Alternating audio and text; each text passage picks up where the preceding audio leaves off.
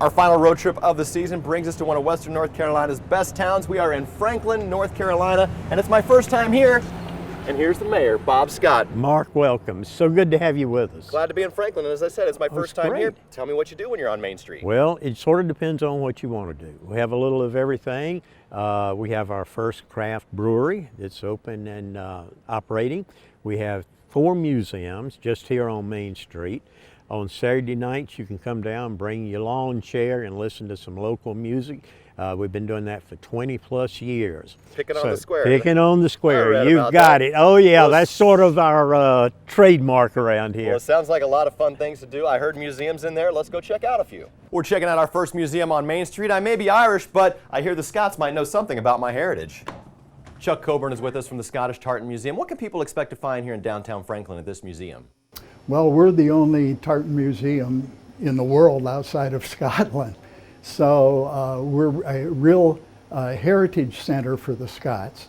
And people can expect to come in and find what their tartan is, a little bit about their own personal history, and in the museum they can find out everything about how it's put on, tartan is made on the loom, to the armament that the Scots had, the kilts that they wore, and they weren't all like what I'm wearing today. Even an old Irish guy like me found out some history about myself here. On to the next museum. There's a lot of great history of Macon County and many conflicts that have happened throughout the hundreds of years. And today, Robert Shook from the Macon County Historical Museum is with us. And what can people find at the Macon County Historical Museum? There's everything in it from Native American artifacts to the last formal surrender of the Civil War, World War I, World War II, Vietnam, and lots of early Franklin. And even you mentioned that last Civil War surrender. That happened like right here where we're Yes, standing. it did. Yes, it did. Almost in our tracks. Well, it's a fantastic museum. Thanks for sharing it with us today. Well, thanks for coming. Our third museum is the Macon County Gem and Mineral Museum, and Al Pribble is the president of the Gem and Mineral Society here in Macon County. What can people find in this museum right here? Well, we're a free museum. We are housed in the old Macon County Jail.